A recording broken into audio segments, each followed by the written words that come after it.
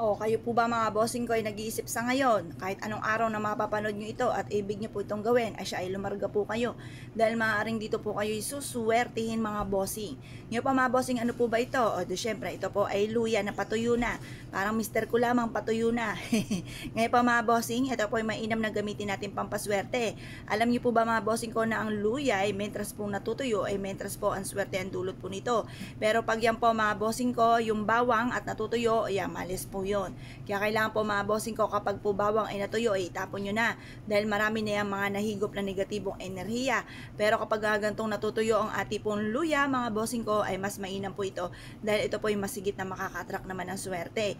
Ngayon po mga bossing, ganito lang ang inyong gagawin. Basta kayo po ay positive lamang. Ito po ay makakahakot na napakaraming swerte tagumpay sa buhay. Proven po ito mga bossing. Ang gagawin nyo lamang ay ganire. Kayo po ay humarap sa may silangan. Pagkatapos, kung sabihin po ninyo ay wala kaming luyang tuyo, ay di okay na, matutuyo rin naman po yan. Huwag nyo i-pressure ng inyong sarili, huwag pahirapan, huwag mag-isip ng problema. Okay lang po yan kahit sariwa po ang ating bawang mga bossing, ay ang ating luya.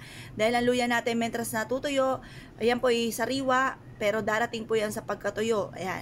Ngayon po, mentras po yung natutuyo, mentras na napakaswerte. Ang luya natin mga bossing ko ay nagtataboy ng mga kamalasan at tutulungan ka nito na higit ka maka-attract ng swerte lalo na sa pera. Kaya gawin nyo po ito mga bossing ko sa ati pong luya. Ang luya mga bossing ko ay ibulong nyo ng temtim na mula sa puso. Halimbawa kayo po hirap makaipon. Sa aking sipag at tiyaga, ako'y makakaipon ng maraming pera at makakapundar ako na napakarami. Matutupad lahat ang mga pangarap ko sa aking pong buhay. Ganoon po ang pag-wish mga bossing. Direct to the point, walang gamit na sana. At pagkatapos, ito pa mga bossing ko, mag-wish ka na ng todo-todo. Wala pong masama, wala pong bayad ang mag-wish ng todo-todo. Wala pong maniningil sa inyo pagtapos yung mag-wish ng kayo ay may utang dahil labis-labis ang inyo pang mga wishes.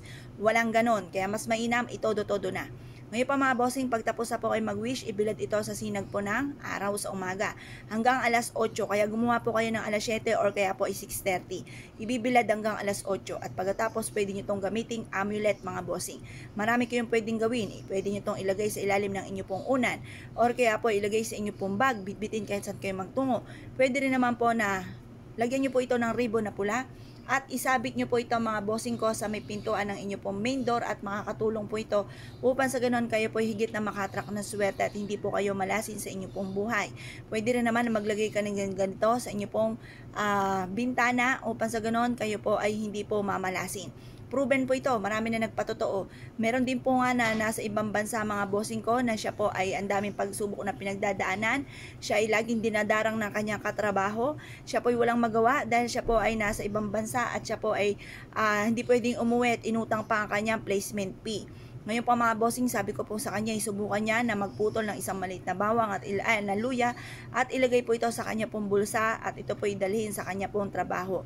At yun po ay walang kabog-abog, ay tuwan-tuwa po siya at yung mga taong toxic sa buhay po niya ay nilayuan po siya. Isa po yan sa mga halimbawa mga bossing. Ngayon po mga bossing, kung kayo po naniniwala at nais po itong gawin, ay siya mga bossing, good luck po sa inyo po lahat.